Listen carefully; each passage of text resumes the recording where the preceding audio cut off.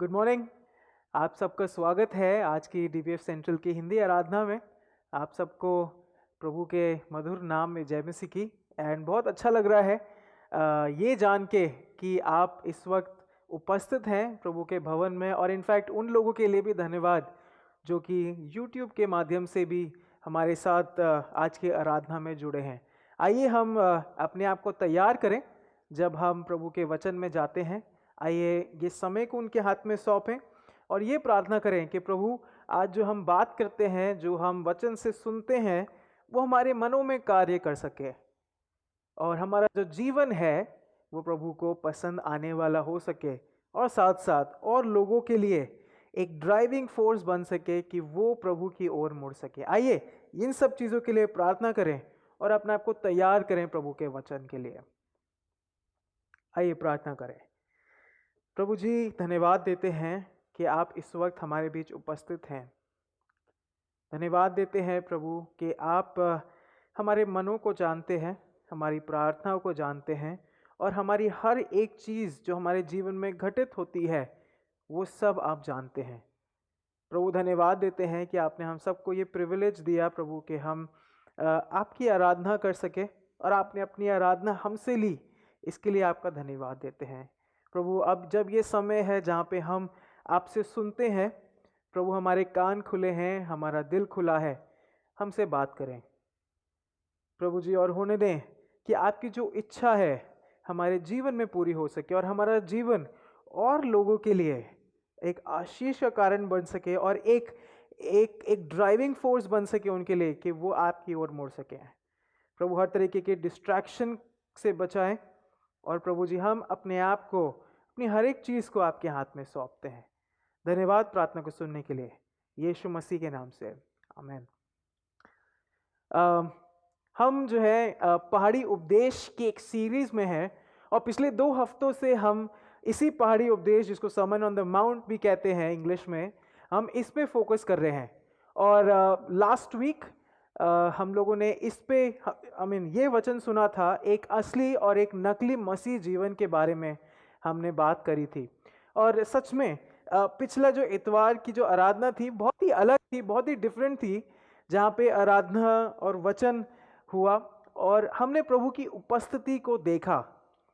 अगर आपने मिस कर दिया, so you can go back to our YouTube link and you can just watch.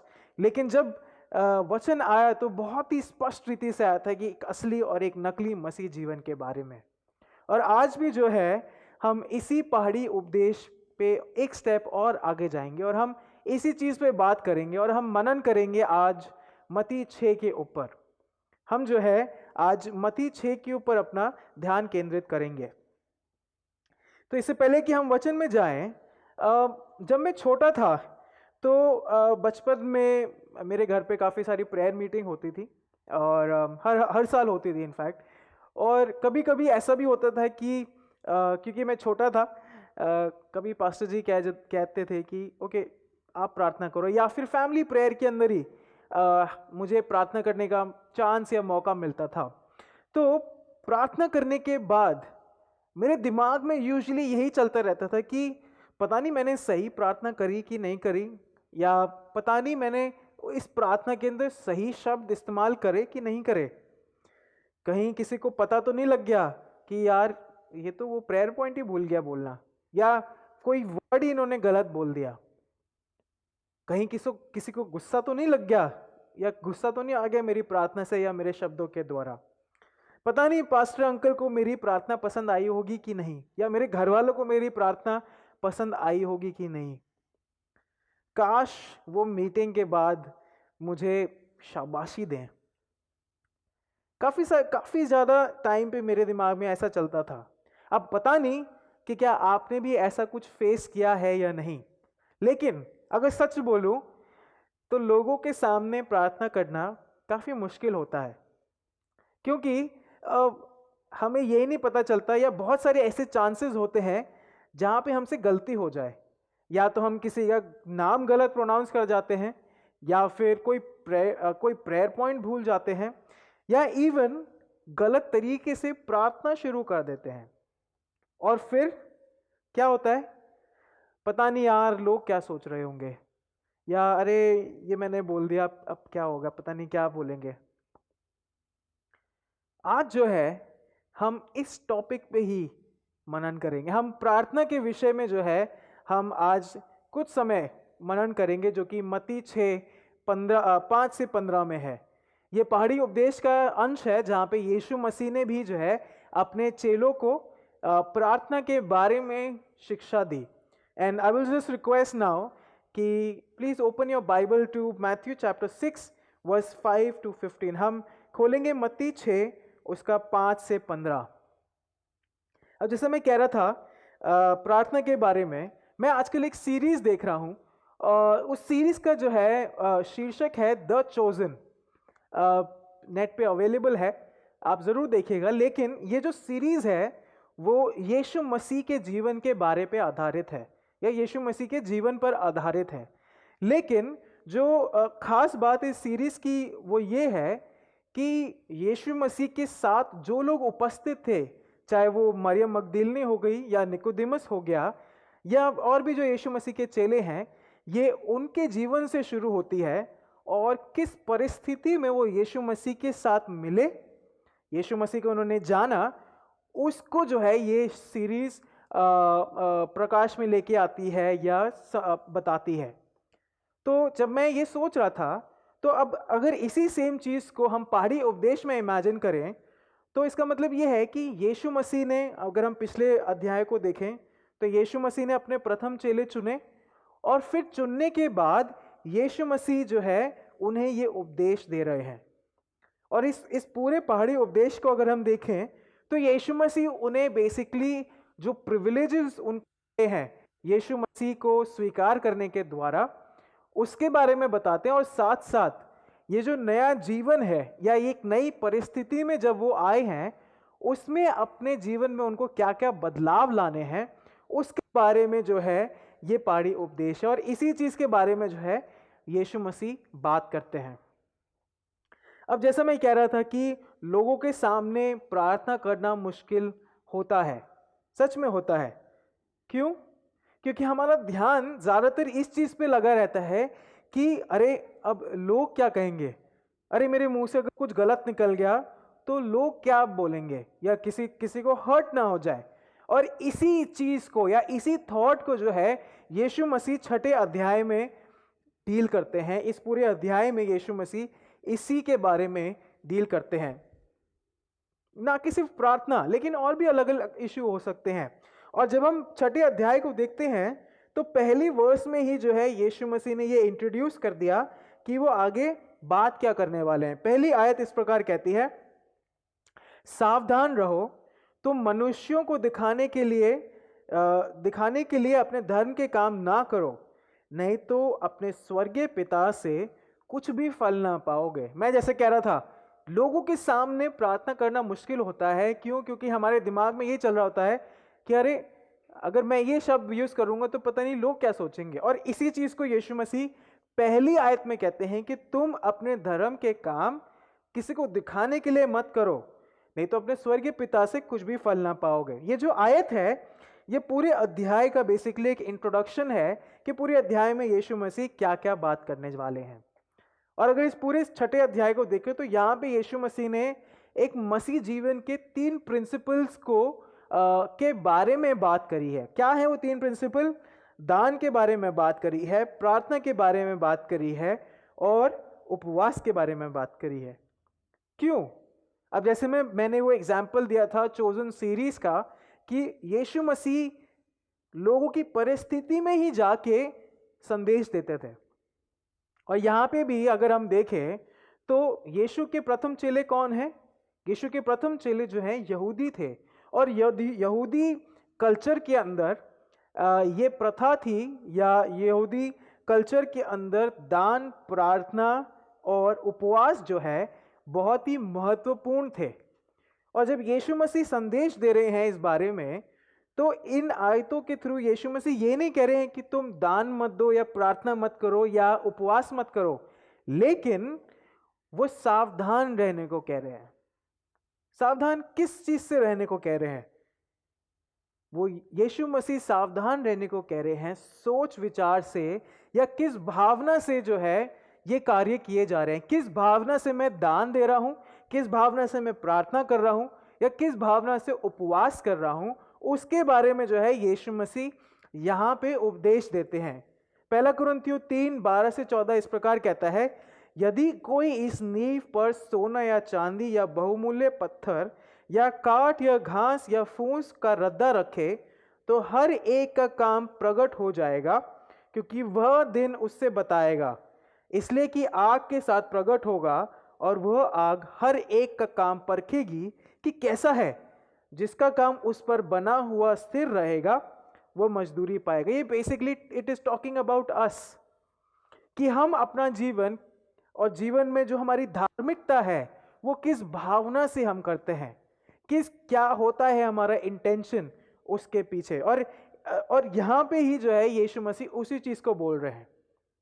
यीशु मसीह की सेवकाई की जो शुरुआती है और शुरुआत में ही उन्होंने अपने प्रथम चेले चुने, और the intention behind all this is या Sermon on the Mount is कि इससे पहले कि चेले अपनी सेवकाई यीशु मसीह के साथ शुरू करें या इससे पहले कि चेले यीशु मसीह के साथ चलना शुरू करें, यीशु मसीह उनको तैयार कर रहे हैं। किस बारे में तैयार कर रहे हैं? यीशु मसीह उनकी जो यीशु मसीह जो है उनके जो चेले, उनकी जो दौड़ है मसीह के साथ, उसकी तैयारी उनको करा रहे हैं।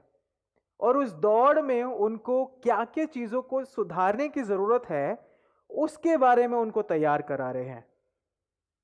यीशु मसीह उनको इस बारे में तैयार करा रहे हैं कि जब वो आगे बढ़ते हैं अब अपनी मसीह जीवन में, तो कौन है उनके जीवन का केंद्र? क्या लोग हैं उनके जीवन का केंद्र या फिर परमेश्वर है? उनकी आत्मिकता का केंद्र कौन है?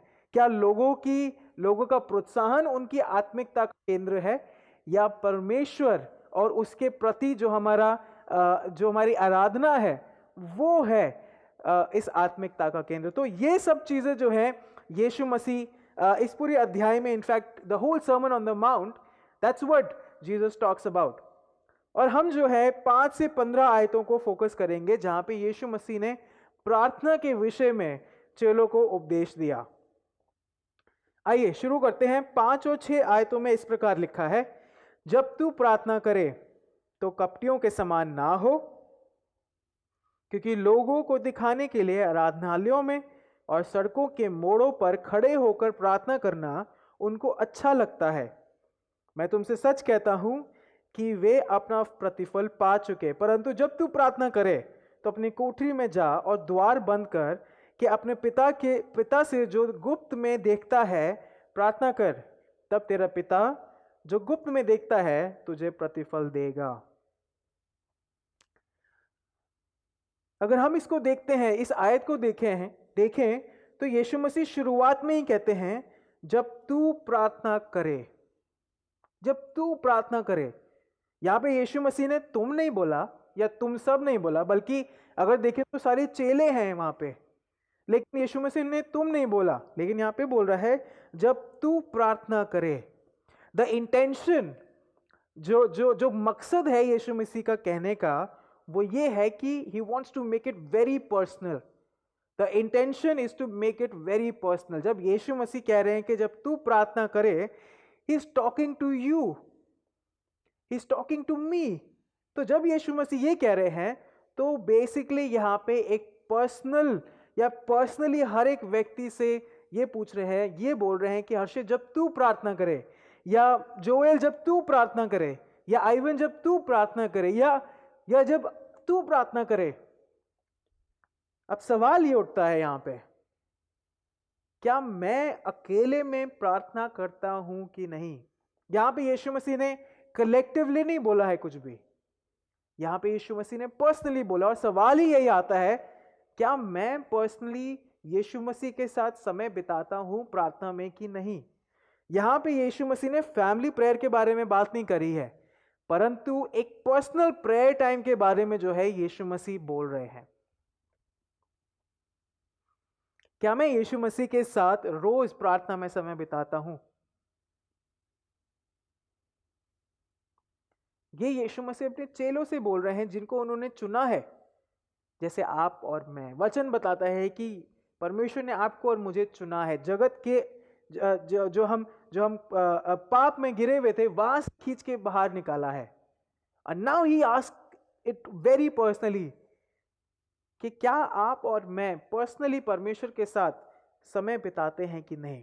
आगे क्या कहता है? आगे कहता है, जब तू प्रार्थना करे तो कपटियों के समान ना हो, क्योंकि लोगों को दिखाने के लिए आराधनालयों में और सड़कों के मोड़ों पर खड़े होकर प्रार्थना करना उनको अच्छा लगता है।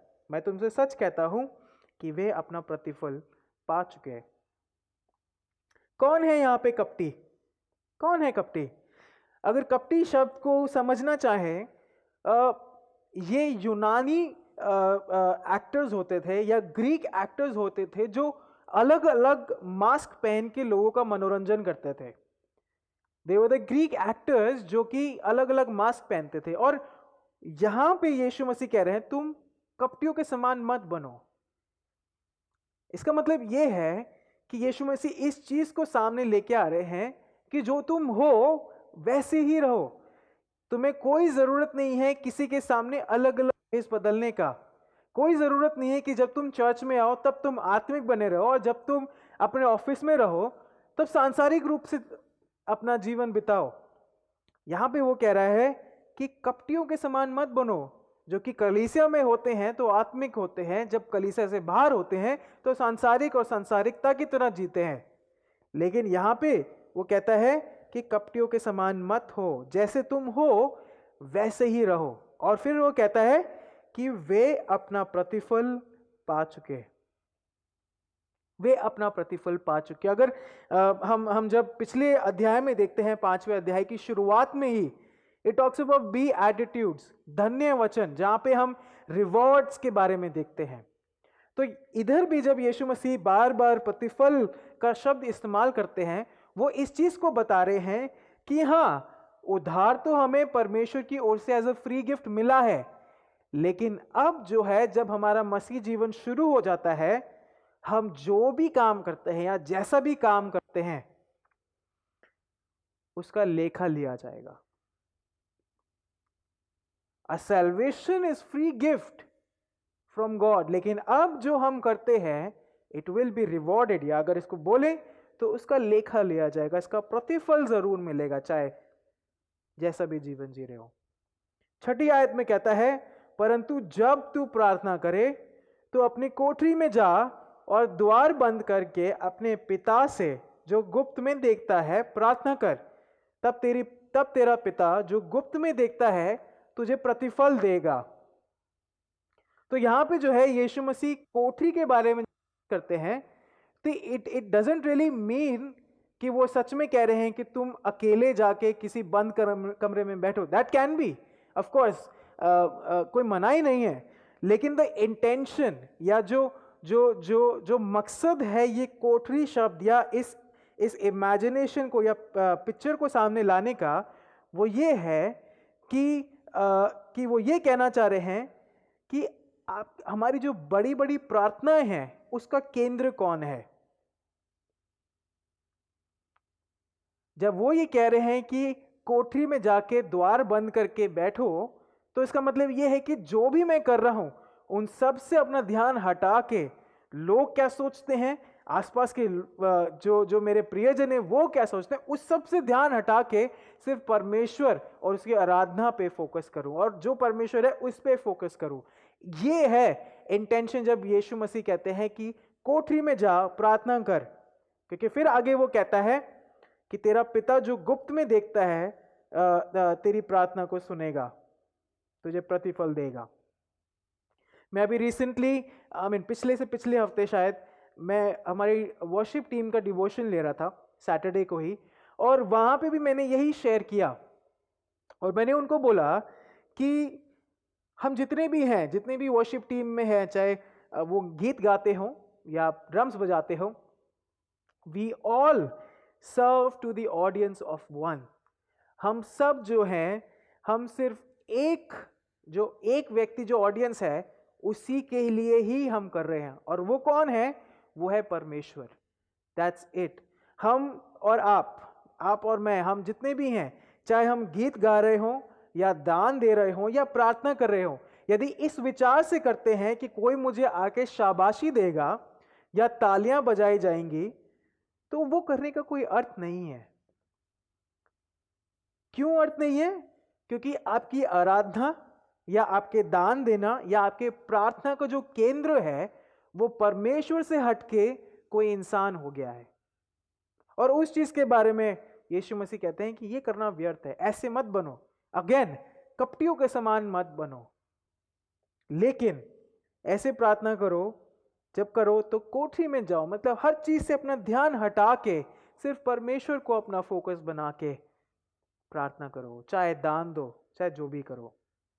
और आगे 7 और 8 में कहता है, प्रार्थना करते समय अन्य जातियों के समान बकबक ना करो, क्योंकि वे समझते हैं कि उनके बहुत बोलने से उनकी सुनी जाएगी। इसलिए तुम उनके समान ना बनो, क्योंकि तुम्हारा पिता तुम्हारे मांगने से पहले ही जानता है कि तुम्हारी क्या क्या आवश्यकताएं हैं या आवश्यकता है। पिछली आयतों में हमने देखा कि यीशु मसीह चेलों के थॉट या इंटेंशन को करेक्ट कर रहे हैं, यीशु मसीह उनके मकसद को करेक्ट कर रहे हैं। और अब जब यहां पे हम देखते हैं, यहां पे यीशु मसीह प्रार्थना कैसे की जानी है उसके बारे में बताते हैं, उसके बारे में बताते हैं। कई लोग यूजुअली कहते हैं कि भैया मुझे प्रार्थना करनी नहीं आती, और जब मैं उनसे पूछता हूं क्यों नहीं प्रार्थना कर सकते हो आप, तो वो बस यही कहते हैं कि भैया मुझे नहीं पता कि ये सब कैसे होता है, मुझे नहीं पता उसमें क्या क्या शब्द हो, कैसे कैसे की जाती है प्रार्थना, मुझे नहीं पता। और यहां पे जो है यीशु मसीह उसी का जो है जवाब देता है। वो कहते हैं कि बकबक ना करो, प्रीटी हार्ड वर्ड, कहते हैं बकबक ना करो। प्रियो, प्रार्थना करना कोई मंत्र नहीं है, आप सब जानते हैं, हमने बहुत बार सुना है ये। प्रार्थना कोई कोई मंत्र नहीं है कि जिसको जब पढ़ा जाए, या कोई शब्द नहीं है जिसको बार बार दोहराया जाए। ऐसा नहीं है कि प्रार्थना कोई पासवर्ड है जिसको मैं अगर लिखूंगा तो शांति खुल जाएगी या शांति मिल जाएगी। यीशु मसीह कोई परमेश्वर कोई कंप्यूटर नहीं है जहां पे आप ये प्रार्थना वाला पासवर्ड लिख देंगे और जो है आपकी फाइल, जो ब्लेसिंग्स वाली फाइल है, वो खुल जाएगी। ऐसा नहीं है। लेकिन 8वीं आयत में यही वो कहता है कि तुम्हारा पिता पहले से जानता है कि तुम्हें किस बात की आवश्यकता है, किस बात की आवश्यकता है। यहां पे ध्यान देने वाली बात यह है कि यीशु मसीह ने परमेश्वर को हमारा पिता करके संबोधित किया है। यीशु मसीह ने परमेश्वर को हमारा पिता करके संबोधित किया है। प्रियो, अगर ये बात समझ लें तो हमारी प्रार्थना करने का तरीका और साथ साथ हमारी प्रार्थना पूरी होने और ना होने का जो अनुभव है वो बदल जाएगा। तो यीशु कहता है कि परमेश्वर मेरे और आपके पिता हैं। He brought the relationship, यीशु मसीह ने वो रिश्ता जो है वहां पे स्थापित कर दिया है। पिता वो है जो जो जो प्रोवाइड करता है। Father is the one who provides, who protects, who cares, who loves। पर पिता वो है जो प्रोटेक्ट करता है, सुरक्षित रखता है। पिता वो है जो मेरी जरूरतों को पूरा करता है। पिता वो है जो मुझसे प्रेम करता है, मेरा ध्यान रखता है। शायद कुछ घरों में माएँ हैं जो ऐसा रोल निभा रही हैं, लेकिन in everything it is all about relationship. हर एक चीज में जो है रिश्ता है, जो हर एक चीज का निचोड़ है। बाइबल बताती है रोमियो 8:17 में कि हम उसके वारिस हैं। कैसे हुए वारिस? अगर आप सवाल पूछें कि कैसे हूं मैं वारिस, यूहन्ना 3:16 के द्वारा। यीशु मसीह ने मेरे और आपके लिए जान दी, और अपनी जान देने के द्वारा जो मेरा रिश्ता परमेश्वर के साथ टूट गया था, पाप की वजह से जो टूट गया था, वो रिश्ता यीशु मसीह के मौत के द्वारा फिर से जुड़ गया। और उस सलीबी मौत के द्वारा जो है, जब मैं यीशु मसीह को अपना उद्धार करता स्वीकार करता हूं, मैं भी जो है एक संगी वारिस बन जाता हूं। मैं भी संगी वारिस बन जाता हूं। तो हम सब जो यहाँ पे आप उपस्थित हैं, जो आप देख रहे हैं, हम सब का पिता परमेश्वर है। वो रिश्ता यीशु मसीह ने कायम किया है। परमेश्वर कोई गुस्सैल या बदला लेने वाला देवता नहीं है, लेकिन वो हमारा पिता है जो हमारी सारी जरूरतों को जानता है। वो जानता है कि मेरी प्रार्थनाएं क्या है, वो जानता है कि मेरी नीड्स क्या है। क्यों? क्योंकि वो मेरा और आपका पिता है। But God looks for an attitude of truth and confidence when we pray. परमेश्वर सब कुछ जानता है, मेरी और आपकी नीड्स जानता है, लेकिन परमेश्वर जो है हमारी प्रार्थनाओं में यही देखना चाहता है कि हम कितना उस पर विश्वास और उस पर भरोसा करते हैं। परमेश्वर को सब पता है। वो बेकार में बक सुनना नहीं चाहता। वो ये नहीं चाहता कि हम एक ही शब्द को बार बार दोहराते रहे एक मंत्र की द्वारा, मंत्र की तरह, लेकिन वो दिल देखता है। वो यही देखना चाहता है कि आप उस पर कितना भरोसा रखते हैं और कितना विश्वास करते हैं उस पर, क्योंकि वो आपको और मुझे जानता है। वचन बताता है, वचन कहता है कि परमेश्वर जो है दिलों को जांचने वाला परमेश्वर है। वो जानता है कि मैं अब जब प्रार्थना कर रहा हूं तो मेरा इंटेंशन क्या है, जब मैं दान दे रहा हूं तो मेरा इंटेंशन क्या है, जब इवन मैं उपवास कर रहा हूं तो मेरा इंटेंशन क्या है। और वो चीज जो है यीशु मसीह यहां पे बात करते हैं। फिर आगे जब हम पढ़ते हैं 9 से 13 में, यीशु मसीह ने जो है एक प्रार्थना को दर्शाया है। यहाँ पे यीशु मसीह के द्वारा बताई गई प्रार्थना को जो है हम यहाँ देखते हैं। अब ये जो बातें पिछली आयतों में यीशु मसीह ने कही हैं, ये एक उदाहरण है जो कि यीशु मसीह ने इस 9 से 13 आयतों में कही हैं। अब इसको लॉर्ड्स प्रेयर कहते हैं, प्रभु की प्रार्थना कहते हैं, लेकिन ये कोई मंत्र नहीं है। Let me just correct this starting में ही, ये कोई मंत्र नहीं है, लेकिन यीशु मसीह ने जो है उदाहरण दिया है। क्यों? अगर ये कोई मंत्र होता तो अभी तक जो भी हमने 5 से 8वीं आयतों में बात करी है वो सब व्यर्थ होता। प्रेयर इज अ रिलेशनशिप, और 9 से 13 आयतों में यीशु मसीह ने वही रिलेशन को इन प्रार्थना के रूप में दर्शाया है। यहाँ पे हम जो है इन 4 आयतों में हम काफी सारी चीजें देखते हैं, लेकिन एक जो प्रमुख चीज है, ये पूरी जो प्रार्थना है ये बहुत सरल है, बहुत आसान है। कोई बड़े शब्द नहीं है, कोई डिफिकल्ट कॉन्सेप्ट नहीं है, लेकिन बहुत आसान प्रार्थना है जो कि एकदम याद हो जाती है। और वो ही चीज जो है यीशु मसीह यहाँ पे एक उदाहरण स्वरूप बता रहे हैं कि जब तुम प्रार्थना करो तो जो तुम्हारे दिल में है वो बताओ परमेश्वर को। हम इसमें नहीं जाएंगे क्योंकि it is a very different topic, but still हम यहाँ पे अलग अलग चीजों को देखते हैं। ये जो पूरी प्रार्थना है ये 2 भाग में विभाजित है। अगर पहला भाग देखें तो पहला भाग हम देखते हैं कि वो परमेश्वर की ओर प्रार्थना करना है, परमेश्वर के राज्य के लिए, परमेश्वर की इच्छा के लिए, चाहे वो मेरे जीवन में हो चाहे वो पूरे संसार में हो, उसके लिए प्रार्थना करना है। और उसके बाद जब हम आखिरी की 3 देखते हैं, वो है मेरे प्रियजनों के लिए, जहां पे मैं अपनी रोजमर्रा की जीवन की प्रार्थना को लेके आता हूं, और साथ साथ परमेश्वर का जो कार्य है, परमेश्वर की जो किंगडम है, उसको सामने लाने की बात करता हूं अपनी प्रार्थना के द्वारा। लेकिन अगर इस प्रभु की प्रार्थना को देखें, ये हमारे लिए भी एक सवाल सामने लेके आती है कि जब मैं प्रभु के लिए प्रभु से प्रार्थना करता हूं तो क्या मैं सिर्फ अपने ही नीड्स के बारे में प्रार्थना करता हूं, या मेरी जो प्रार्थना है उसमें मैं प्रभु का धन्यवाद करता हूं कि प्रभु कौन है? क्या मैं अपने प्रार्थनाओं में ये प्रभु को बताता हूं कि प्रभु तू मेरा कौन है? या मेरी प्रार्थनाएं सिर्फ मेरे जीवन, मेरी मेरी मेरी नीड्स, मेरे बच्चों की नीड्स, मेरे परिवार की नीड्स में ही सम्मिलित होकर रह जाती है? या मेरी प्रार्थना जो है संसार के लिए भी है? क्योंकि वचन ये कहता है कि it is a great commission, कि ना कि सिर्फ हमें जाके लोगों को सुसमाचार पहुंचाना है, लेकिन उससे पहले प्रार्थना भी करना है। और इसी को हम यहाँ पे उदाहरण स्वरूप देखते हैं कि यीशु मसीह ने ये भी कहा, ये भी जो है बात करी है यहाँ पे।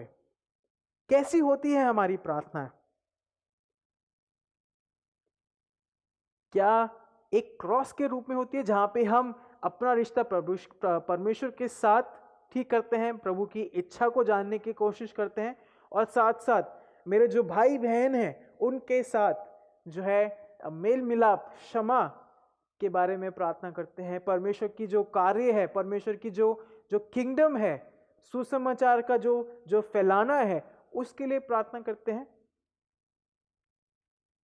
इस चीज के बारे में जो है यीशु मसीह ने 9 से 13 आयतों में बेसिकली एक्सप्लेन किया है। He the whole intention of prayer is a relationship, और रिलेशनशिप तभी स्थापित होती है जब मैं परमेश्वर का दिल जानता हूं।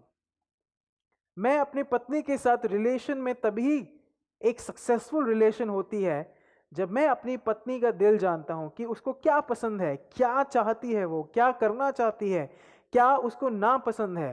तभी तो एक रिलेशन हुआ है। और यहां पे प्रार्थना एक रिलेशन है। जब हम यीशु मसीह जब यीशु मसीह ने ये एक प्रार्थना के बारे में बात करी है, वो हमारे सामने एक सवाल भी यही लेके आते हैं कि क्या मैं और आप परमेश्वर का दिल जानते हैं? क्या हम जानते हैं कि परमेश्वर का दिल किसकी तरफ हमें लेके चलता है? क्या है परमेश्वर का इंटेंशन? क्या है परमेश्वर जो देखना चाहता है? और अगर परमेश्वर का दिल हम जानना चाहते हैं तो ये है जो हमें परमेश्वर का दिल स्पष्ट रीति से बता सकता है। जब ये जान जाएंगे प्रियो, तो हमारी प्रार्थना के पॉइंट्स, प्रार्थना करने का तरीका, प्रार्थना के शब्द सब बदल जाएंगे, सब बदल जाएंगे। आगे को 14 और 15 आयतों में कहता है, इन सब कहने के बाद जो है यीशु मसीह प्रार्थना के टॉपिक को जो है कंक्लूड करते हैं।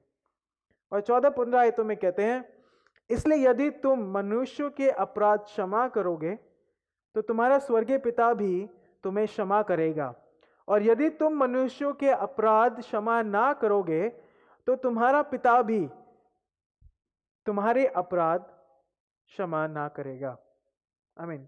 हाँ, ना करेगा। इससे पहले तो यीशु मसीह ने प्रार्थना के बारे में बात करी, लेकिन अब यीशु मसीह क्षमा के बारे में बात करते हैं।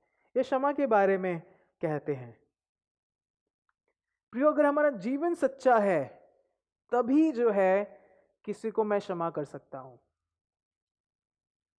प्रेयर एंड फॉरगिवनेस, जो जो थॉट है इस सर्मन का, वो यहां पे झलकता है।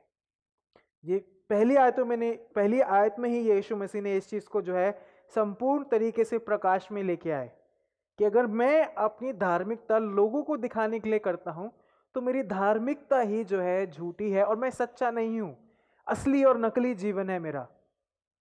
और उसी चीज को जो है यीशु मसीह प्रार्थना के बाद क्षमा के अंदर लेके आते हैं। क्षमा करना आसान नहीं है। मैं किसी को क्षमा तभी कर सकता हूं जब मैं अपने जीवन में, अपने कार्यों में, चाल चलन में सच्चा हूं, क्योंकि क्षमा, the act of forgiveness needs humility. क्षमा का जो कार्य है उसमें नम्रता की जरूरत होती है। हम किसी को क्षमा तभी कर सकते हैं जब हम खुद नम्र हैं, जब हम खुद एक सच्चा जीवन जी रहे हैं। अगर मैं अपना जीवन लोगों को दिखाने के लिए जी रहा हूं या अपना जीवन ऐसे जी रहा हूं कि लोग मुझे प्रोत्साहित करें, मुझे मेरी प्रशंसा करें, तो आई थिंक वो धार्मिकता सच्ची धार्मिकता नहीं है। और हम जो है ऑटोमेटिकली हम्बल नहीं है, क्योंकि हम अपने आप को, अपना मास्क जो है बार बार बदलते हैं। और यहां पे यीशु मसीह, that is why he is connecting the thought, अगर क्षमा करना है तो नम्र होना जरूरी है। और नम्र वही व्यक्ति है जो सच्चा है। और फॉरगिवनेस का बेस्ट एग्जाम्पल हम परमेश्वर में देखते हैं। क्षमा का सबसे बड़ा उदाहरण परमेश्वर में हमें मिलता है। रोमियो 5:8 इस प्रकार कहता है, परंतु परमेश्वर हम पर अपने प्रेम की भलाई इस रीति से प्रकट करता है कि जब हम पापी ही थे तो भी मसीह हमारे लिए मरा। जब हम पापी थे, प्रेम, परमेश्वर ने हम पर अपना प्रेम दर्शाया। आसान नहीं होता कोई ऐसे व्यक्ति को प्रेम दिखाना जिसने मेरे अगेंस्ट कुछ किया हो, आसान नहीं होता।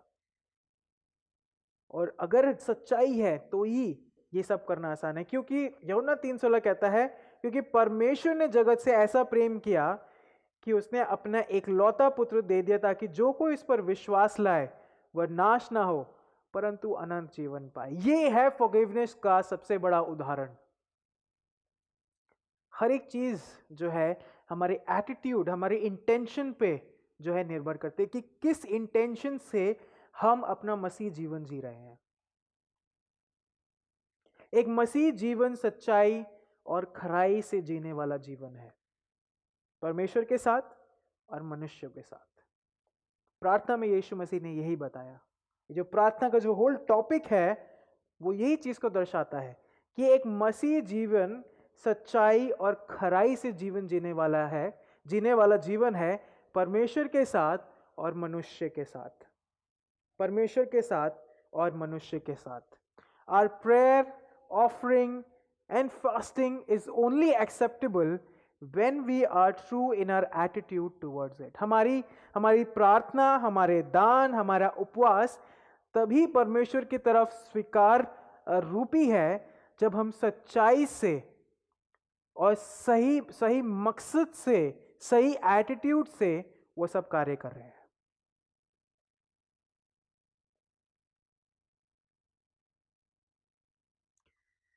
प्रिय चर्च, परमेश्वर केंद्रित और मनुष्य केंद्रित आत्मिक जीवन एक बहुत ही पतली लाइन होती है। एक परमेश्वर केंद्रित और मनुष्य केंद्रित जीवन में एक बहुत ही पतली लाइन होती है, बहुत ही थिन लाइन होती है। हमें पता नहीं चलता कि हम कब इस तरफ मुड़ गए। हम शायद कह तो रहे हैं कि परमेश्वर मैं सिर्फ तेरे लिए ही जी रहा हूं, लेकिन हमें पता नहीं चलता कि कब हमारी आत्मिकता में, प्रार्थना में, दान में, गीतों में हम लोगों का प्रोत्साहन चाहने लगते हैं। हमें पता नहीं लगता। लेकिन इसमें सही या गलत कोई मनुष्य हमें नहीं बता सकता, क्योंकि हम सब जो है, हम सब इसी से जूझ रहे हैं। लेकिन सिर्फ परमेश्वर और आपका जो रिश्ता है वो आपको स्पष्ट रीति से प्रकट कर देगा कि आपकी जो मसीहत है या आपका जो मसीह जीवन है वो कैसा है। क्या आपकी स्पिरिचुअलिटी परमेश्वर केंद्रित है या मनुष्य केंद्रित है। क्योंकि मैंने कहा बीच में थिन लाइन है, हमें पता नहीं चलता है, लेकिन परमेश्वर और आपका रिश्ता ही जो है उस चीज को क्लियर कर देगा कि क्या है हमारी आत्मिकता का केंद्र। क्योंकि अगर परमेश्वर के साथ रिश्ता सही है, दुरुस्त है, मजबूत है, तो ऑटोमेटिकली आंसर साफ है, और अगर नहीं है तब भी आंसर साफ है। लेकिन अंत में ये जो पहाड़ी उपदेश को अगर हम देखें तो यीशु के चेलों के साथ साथ यीशु मसीह अपने चेलों के साथ एक सफर की शुरुआत में है। अगर हम इस पहाड़ी उपदेश को देखें तो it is a start of something, it is a start of a movement. और यीशु मसीह अपने चेलों को इसी चीज से इंट्रोड्यूस कर रहे हैं कि शुरुआत में ही वो उनको सही लाइन पे लेके आ जाए या सही ट्रैक पे लेके आ जाए। प्रियो, मैं मानता हूं कि भारत देश का समय आ चुका है कि हर कोई यीशु मसीह को स्वीकारे।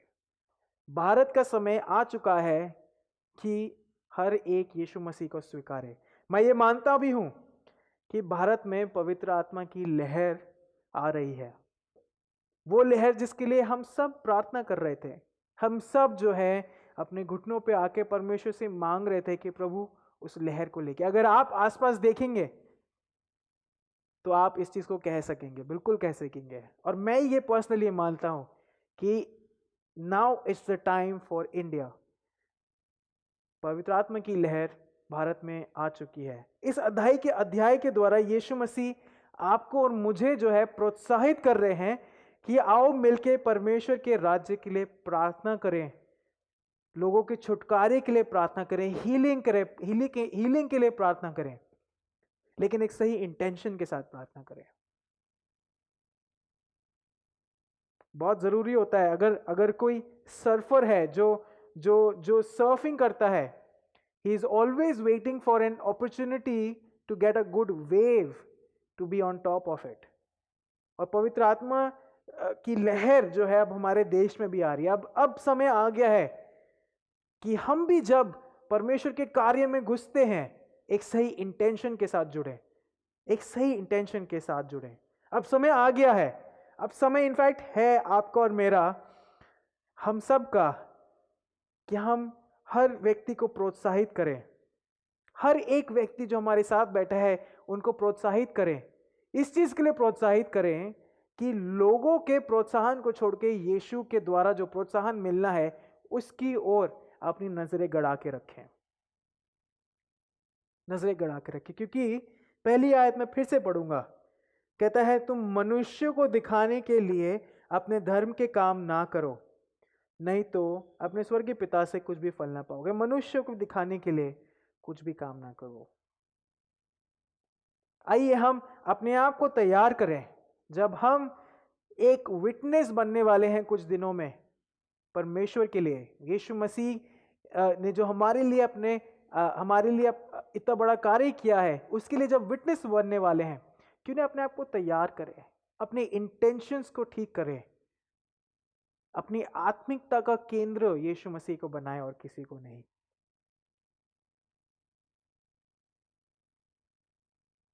आइए, जो यीशु मसीह ने इस संदेश के द्वारा हमें प्रोत्साहन दिया है कि यीशु लोगों को छोड़ के, लोगों और उनके प्रोत्साहन को छोड़ के यीशु को और उनके द्वारा प्रोत्साहन को केंद्र बनाए। आइए इसको मेजर थॉट रख के आगे बढ़े। आइए हम प्रार्थना करें।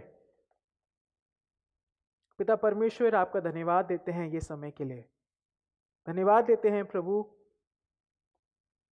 इस संदेश के लिए जो कि आपने हम सबको दिया है प्रभु जी, एक असली और एक नकली मसीह जीवन के बारे में। धन्यवाद देते हैं प्रभु इस थॉट के लिए भी कि एक मनुष्य केंद्रित आत्मिकता और एक परमेश्वर केंद्रित आत्मिकता के बारे में जब आपने हमसे स्पष्ट रीति से शेयर किया है प्रभु, आप हमारी मदद करें कि हम इस पे सोच विचार कर सकें। हाँ, हम जानते हैं प्रभु बहुत ही थिन लाइन होती है। हम कहते तो हैं कि प्रभु तू ही है, सिर्फ मेरा तू ही है। हम कहते तो हैं प्रभु तू राज करे, लेकिन तब भी प्रभु चलते चलते हम शायद लोगों के प्रोत्साहन को केंद्र बना के आगे बढ़ते हैं।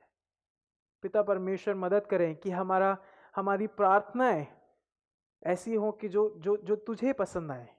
हमारा प्रार्थना वाला जीवन इनफैक्ट ऐसा हो प्रभु जो तुझे पसंद आए। लोगों की बात और है, लेकिन तुझे पसंद आए।